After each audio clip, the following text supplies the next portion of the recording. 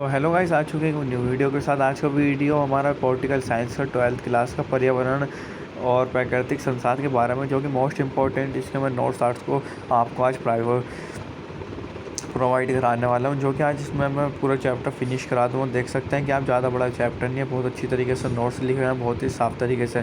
तो मैं करता हूँ चालू। तो जो कि आपका एग्ज़ाम में फर्स्ट टर्म आने वाला 17 तारीख को जो आपका पेपर आएगा, ये आपका प्राकृतिक और सब पर्यावरण और प्राकृतिक संसाधन पर्यावरण की चिंता क्यों।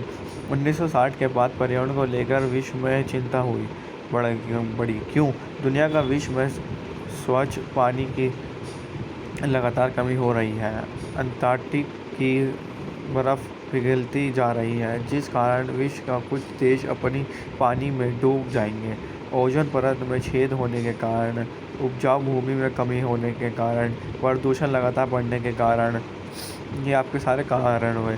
अब आपका आया था रियो सम्मेलन 1992 में ब्राज़ील में शहर रियो डी एजेंसी में एक सम्मेलन हुई। इसमें दुनिया का अधिकतर देशों में भाग लिया। ये आपको सेकंड पॉइंट चल रहा है रियो सम्मेलन। इस सम्मेलन में एजेंडा -21 के तहत समपोषणीय विकास बेहतर बनाया गया। सतह पोषणीयता का अर्थ होता है पर्यावरण को बिना नुकसान पहुँचाए विकास करना। साझी जिम्मेदारी भूमि अलग अलग इम्पोर्टेंट हैगा। 1992 के बाद सम्मेलन के बाद विकसित तथा विकासशील देशों के पक्ष में अलग अलग थे, जिसकी वजह से निष्कर्ष निकाला गया कि पर्यावरण को बनाने के लिए जिम्मेदार सबकी है, लेकिन भूमिका अलग अलग है। पर्यावरण को अधिक विकसित देशों ने नुकसान पहुंचाया है, इसलिए विकसित देश ही इनका जिम्मेदारी अधिक होगी। विकसित देशों के पास ऊंची तकनीक हैगी, इसलिए ये अपनी अच्छी तकनीक से जल्दी से कर पाएंगे और इन्होंने जो फैलाया वही करेंगे। विकसित देश कठोर नियम लागू करेंगे, जिनका विकासशील देशों का कठोर नियम लागू नहीं किया जाता। विकासशील देशों पर अपना विकास करने के लिए आज़ाद है, लेकिन पर्यावरण के बिना नुकसान पहुँचाए जैसे सरल पोषणीय विकास को कहा जाएगा। साझी संपदा वह संपदा होती है जिसमें पूरी दुनिया का हक होता है, जैसे कि पर्यावरण, अंटार्कटिका, समुद्रीय। साझी संपदा को सभी ने इस्तेमाल किया है, इसलिए उन्हें बचाने की जिम्मेदारी सभी की है।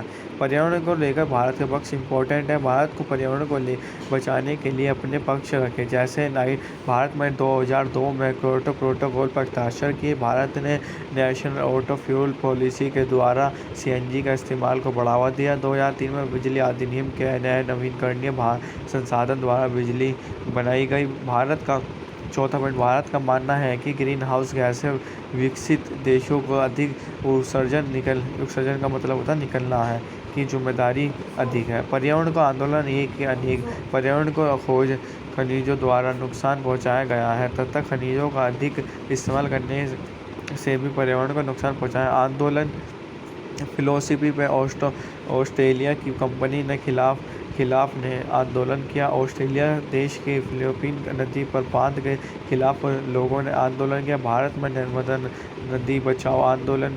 संसाधनों की सब राजनीति, ये भी इम्पोर्टेंट है। संसाधन का अर्थ होता है जो कि हमारे ज़रूरत को चीज़ों को पूरा करता है, इन्हें संसाधन कहा जाता है। संसाधन में मानवीय तथा प्राकृतिक संसाधन होते हैं। प्राकृतिक संसाधन पानी, पेट्रोल, कोयला आदि। संसाधनों के लिए की गई देशों पर कब्जा करने का संसाधनों का भू राजनीति कहलाता है। भू राजनीति का मतलब ये कहलाता है कि जैसे कि सऊदी अरब जैसे कोई बड़े बड़े देश हैंगे, उनमें जैसे कि आज हमारे पास जो औरों पे साधन है वो हमारे पास नहीं है और हम उससे छीनना कहते हैं। जैसे कि किसी भी लड़ाई झगड़ा, जैसे कि अब इसमें दे रखा पेट्रोल, कोयला, पानी, इन चीज़ों पर प्राकृतिक जो संसाधन होते हैं उन्हें भू राजस्व कहा जाता है। ठीक है। अब आप इसे थोड़ा पढ़ लेना संसाधन के लिए। मैं आपको मूल निवासी का बताता हूँ। मूल निवासी किसी देश में लंबे समय से रह रहे लोगों को मूल निवासी कहा जाता है। मूल निवासी पर्यावरण में जुड़े होते हैं।